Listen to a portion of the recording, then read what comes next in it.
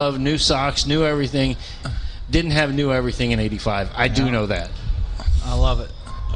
Yeah, I could talk Royal stories all day. Yeah, well, let's keep going. Give us another one. Oh gosh, the probably the peak of my, and I'm way on the decline of my Twitter account for now, but believe me. But obviously the peak was in 2014 when Royals Twitter got this pen pal in South Korea by the name of Sung-Woo Lee, and we just started talking to him. And this guy is the most die-hard Royals fan you've ever seen. He goes back to like the bulletin boards for Royals, following the Royals, and he's in Seoul, South Korea. Learned to speak English by watching MLB games on Armed Forces Radio. Wow! So we took up this conversation with him in probably 2013, 2014. We're like, dude, you got to come over to Kansas City and watch the Royals, because he knew the entire roster of the A-League team at the time. So we talked him into coming over for a week and a half. They don't get a lot of vacation there in South Korea, so he took a week of vacation, week and a half of vacation, came over, and it just coincided with them going from third place to first place. They only lost one game the entire time he was in town. When he landed, it had gone viral enough to where every television network was at the airport waiting for him. He walked out of the plane to this throng of everything. He was interviewed by NPR and the New York Times and everything. And when he left back for South Korea, when we were kings of the town for a week and a half, we could go anywhere. And when he left, the Royals were in first place. It was the game where Gerard Dyson did the backflip when we took first place for the first time and beat the A's. And Sung-Woo Lee was a small part of all that. He got to hang the W up on the Hall of Fame when that was a thing. So, and it was probably the most magical week and a half of my life. We went down to, I'll tell you one other story. We went down to Northwest Arkansas. Probably 7 or 8 of us kind of shuttling him around town. We went to Northwest Arkansas to meet the team, and he got VIP treatment. He got to go down to the field, got to watch batting practice, he knew every single player's name just by their face, just by their Wow. That's how hardcore. So to this day, we went to South Korea a couple years ago, got to see the World Baseball Classic when it was in South Korea, and he's got a 1.5-year-old baby now, and he Snapchats us pictures and stuff. So he's part of our family now. It's really, really cool. So that you can't put a price tag on that. It's been really amazing. That's a phenomenal story, and I kind of followed that story, through the tweets and different things I saw. But to hear you tell it, and for a guy for his first experience over here in Kansas City to be treated like a king. Like an absolute king. Yeah, phenomenal. He made a 30 for 30 about it. It was ridiculous. It was really, really cool. So I got a question. Actually, I have 2 questions. Who is your favorite all-time Royal, and who is your favorite current Royal? So my favorite all-time Royal. It's gonna be George Brett. So I was an obnoxious little kid. I know you're gonna find that hard to believe. No way. People used to pay me $1 or $2 to go sit somewhere else when I went with games with my dad. No. And I know Ron is really finding this hard to believe, but my favorite Royal of all time is John Mayberry. Because my dad had Power and Light tickets. He worked for Power and Light for 30 years, and Power and Light tickets were good seats. They were probably 12 rows back of the home dugout. Yeah, kind of down by first base, and I used to just yell "Big John," all the time, and it's probably halfway racist when you say it, if you would yell it now, but for an 8-year-old kid, it was amazing, and I love that guy. He was this tall. And I would yell it so much that people would tell me to go sit somewhere else. Oh.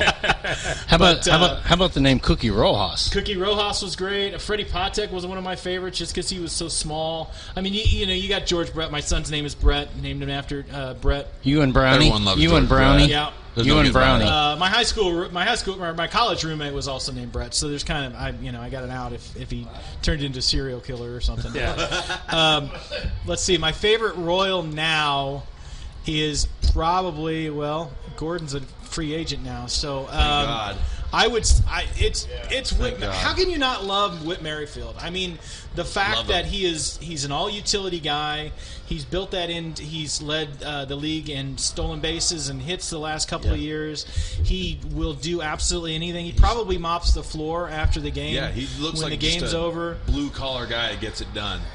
And Ron and I started our career a million years ago umpiring, and I know Ron has seen a lot better baseball than I have. But you like those guys because those guys are the guys that don't give you any crap.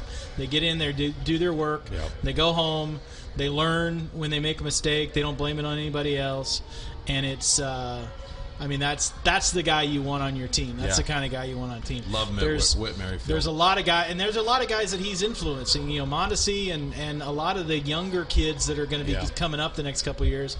That's a guy, and I know he would be easy to trade because he could fit in almost any spot on any team. You're gonna break some hearts saying some words like that, But man. yeah, he's a guy that he's so utility that he's almost a core guy that you really want to keep. So, do you think that we shouldn't have gave Gordon that big extension and tried to go after Hosmer? Hosmer is my favorite. No. Hosmer was never going to re-sign with the Royals. I Ever don't in know. 1,000 million years. I don't know about I agree. He got this smoke show of a girlfriend. He was going to end up on the coast. One of the coasts. Period. I don't know End about of all sentence. that. He was never. Scott Boras is his agent. He was never going to sign a second contract with Kansas City. He got a ring with the first contract. Now he's going to go make bank in Padre land or whatever. Yeah. And just, I mean, that is a guy that has always been a guy for the coasts. My heart the guy is that got always gonna screwed tell is me that he would have Moustakas. signed. Yeah, the guy that got screwed is Moustakas because the Royals Moose. could have re-signed him. He wanted Lorenzo to go Cain. follow his buddy with the second contract, didn't get it, and I mean he still landed fine with the Brewers. Lorenzo But, Cain as well. I mean, Moustakas, I think he is this year. Yeah, both. Lo Cain. That's another great story because he learned baseball late in his baseball late in his life. I think he didn't start playing baseball till after high school or late during high school. tell you. And he turned into freaking Lorenzo Cain. Now he's an all-star. So this is all house money for him, whatever Yeah. it is. He finally got his first Gold Glove this year. Boy, the Royals missed out not re-signing him. See, dude, we were going to be garbage in that last couple of years anyway. Why do you want to spend money on Gordon? You give Gordon the money because you're nostalgic about Alex Gordon, and he's going to be the one piece Who is? from the. Oh, I mean, he's The fans. he's Alex No, Gordon. he blew that first World Series. The fans. Willie Wilson. I will always hold it back. He blew it. He should have went home. Willie He should've Wilson. went home. Willie Wilson blew the 81. It took him had to no He late. could have chance made of that making run. I don't it. care what Oh, you my say. God. There's all kinds of plays that play. No, come on. I will always hold that Alex Gordon blew that World Series. Escort, Yes, sir. Can you Yes, sir. escort this boy out now? No, right now, no, Alex no. I Gordon. don't care. You can have all the science you want. Science can't explain a plate called Yeah, no. For a team that hadn't been to the World Series since '85, it was a great warm Yeah, up it year. was. It was a great Won warm a up year. championship, not a warm up. Also, Well, you he gotta had go to do was somewhere. get Go for through the win. You don't let infield. Lorenzo All Cain Lorenzo Hey. come up did was who get had been it through the struggling all infield. game. We're in the small market. Bumgarner was on fire, man. Well, yeah. Bumgarner was not going to be denied No. that World Series. Yeah, Wow. totally. I'm glad I'm not Bumgarner. Okay. We're off the rails. That We're play off would have been Rails here on historic. Midwest Mics. Okay, now let's I try to got come a back. I got do a wanna question. Mention, you said you umpired some games. I coach high school football. I would say that JV. I'm the defensive coordinator for our JV, and I would say that referees or officials love me Right here, on those hey, Monday you, evenings. You got one. Because I'm not afraid to let them know that they made a good call, or on the opposite that they made a bad call. And- so I'm sure as an umpire you have an interesting story or two. You don't have to name the coach, but is there somebody you remember that just wouldn't let something go, Well, or that you may look- have I'll missed? give you my Look quick behind umpiring you real story. quick, Gary. So I started umpiring when I was.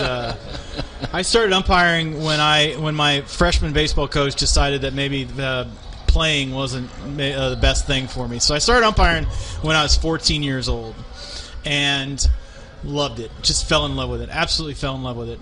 after my freshman year of college, I decided to go to umpire school and try to be a major league umpire. Learned a life skill that I've used for the last 35 years. So I haven't umpired a bunch of games every year, but there are years that I have umpired 200, 300 ball games and made quite a bit of money. It is the best summer job that a kid could ever have. It is probably the hardest job summer. So my son is 17. He tried to umpire when he was 15, quit after 2 games, came back this year and did very, very well just because of the maturity factor. It's hard to talk to a coach who is, not the smallest person in the world when you're 17, 18, 19 years old. And it gets harder every year because parents get mouthier. It used to be back in the day, and Ron can back me up here, back in the day, the coaches were the mouthy ones. Now it's the parents. All the kids want is the juice box at the end of the game. But you work your way up, and it's a life skill that took me, I've umpired games at Ron will laugh because this is nothing compared to what he's done. I've umpired games at Kauffman Stadium. I've umpired games in St. Joe. I've umpired games all over the place. It's just something that I absolutely love, and it taught me enough to turn that into a PA career, a sports business career, being able to follow just about any sport in the world because how you've umpired so much, how a game is put on, how things are supposed to happen. So it's and I got to train this guy who became a way better umpire than I ever did. If it wasn't for this young man over here, I would have never been in this chair today. How's that? His passion and love for the game of baseball and umpiring got me involved and fired me up. And, I went to places I never thought and dreamed of I'd be in the middle of and did games. So, thanks to him over there. So well, that's awesome. And let's be honest. It's thanks to my dad. It's got nothing to do with me. Let's our guest here to my right is Ron Rodriguez. He is the Mink League commissioner currently. And actually, when we booked you for the show tonight, didn't know we were going to have Ron. Some news broke last week about the Mink League adding some new teams, and through Jim's relationship with the Mink League and the teams he covers, he said, "Hey, what if I have the commissioner come in and talk a little bit about that?" And it's actually funny. I didn't know you guys knew each other until when you came in tonight. And we were talking. There you go. They didn't tell me that he was on, and the only way I get to talk to him anymore is things like this because his entourage and his bodyguards, you can't get close to him anymore, so he's so big. So Mark Hutchison was supposed to keep you 500 yards away from me. So that's the reason we brought Ron on for this segment, he's got a story. He's got a story. I have a question for Chris. Oh, it's a question because the handle Fake Ned. Yes, if I remember right. And maybe you've already talked about this, I apologize if you're going over, but started because of the ineptitude of the beloved Ned. Am I correct? It did. How now, 5 years later, since he's retired, and been in 2 back-to-back World Series, did that change for you in the account of the Fake Ned account? Now he's a beloved guy in town who's almost... When you say Royals manager, Dick Hauser and Ned Yost, and Ned might be even bigger than Dick now. So we need more mics for sure. And I got to meet him one time, or I got to interview him for a thing. He's fine. He's a good old guy, and I think you're right. It started out as purely kind of a humor, maybe a slam account, or maybe a whatever. But who could not have fallen in love with the Royals over the last, 5 years? And that softens everything that you do. And so I'll still make fun of the guy because maybe the first line of his obituary will be that he's bunting on his baseball card. So, he's a great guy and a great manager, and I think that's what's so cool about baseball is that you can still rake him over the coals and still drag him and still make fun of him. He's a good dude for sure. All right, Fake Ned, have you seen the picture or the video of Ron Rodriguez? being the drunken sailor behind the plate at the Meek League All-Star game. I haven't. Oh, my God. You've got to share that now. I'm not sure that's ever happened. Oh, he was